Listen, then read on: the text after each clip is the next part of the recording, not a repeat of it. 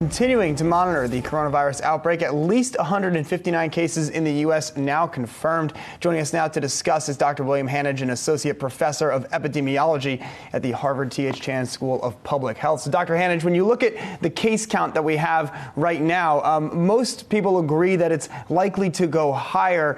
Do you have any sense of sort of where this thing could be headed, like overall case numbers? I think investors right now are just concerned about when we could possibly get a handle on the full scale of the coronavirus outbreak here in the States. Well, thanks for having me on. And I want to start by pointing out that we can go from what we know now. What we know now is that cases are going up, and as to saying when they're going to stop, that's very, very difficult. It's very difficult to go that far into the future. I would say that given what we know about this virus, without fairly swift action, it is quite possible that a high proportion of the US population, indeed the world population, could become infected. And depending on how dangerous it is, this could have major impacts upon health services and indeed everybody's lives. So can you explain the best way to handle this? Because we've had people on that have said, well, basically everybody's going to get it at some point. We had a writer from The Atlantic who wrote a story that said, you're going to get coronavirus.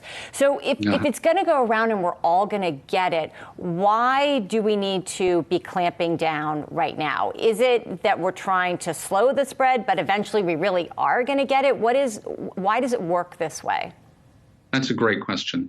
And when you're thinking about responding to an outbreak, there are two phases. The first is containment.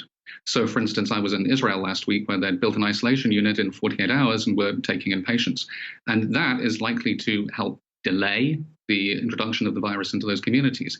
However, once it's introduced and you're getting community transmission, you have to shift from containment to mitigation. And the goal with mitigation is to prevent that massive spike of cases of the kind that you've seen in Wuhan and you're now seeing in Italy and we've seen in Iran.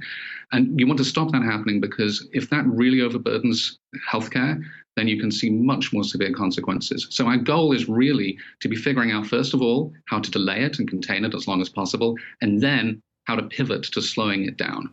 Well, and to that point, Doctor, that you were making about the capacity of the healthcare system to handle this number of cases, thinking at least about the healthcare system here in the U.S., how many cases in your estimation might it take for the system to become pretty quickly overwhelmed by the number of patients who are coming in seeking care? Because, of course, there are still people who are having, cancer treatment and having surgeries that are regularly planned and all of the things that happen in a hospital on a day-to-day basis. What kind of numbers might we need to see things significantly overburdened here? That will depend on exactly which healthcare setting, exactly which hospital you're talking about and the kind of patients that they're seeing. The thing we have to understand is that if you think about the reports you've heard about this, you may have heard that it is mild in most cases. That's true. But it doesn't need to be severe in very many cases, if a lot of people get it, for those people to be taking up those beds which are needed for things like cancer, like all of the other things that we want to be able to do with a good functioning healthcare system. And, if you have some elective surgeries which are booked, then you may well find that they're going to be delayed. Dr. Hanage, it's Rick Newman here in the studio. Does the guidance for ordinary people who are concerned and maybe think they might have symptoms of the coronavirus, does that change as this virus progresses? If more people become infected, does it remain the case that people, if you think you have mild symptoms, self-quarantine, stay at home, does that advice change as we get further down the road? One of the most confusing things about this for people just trying to understand at home is, what am I supposed to do about this? Yeah, I don't blame people. It is a very confusing time. That's not going to really change. That particular piece of advice is not going to really change as we go forward.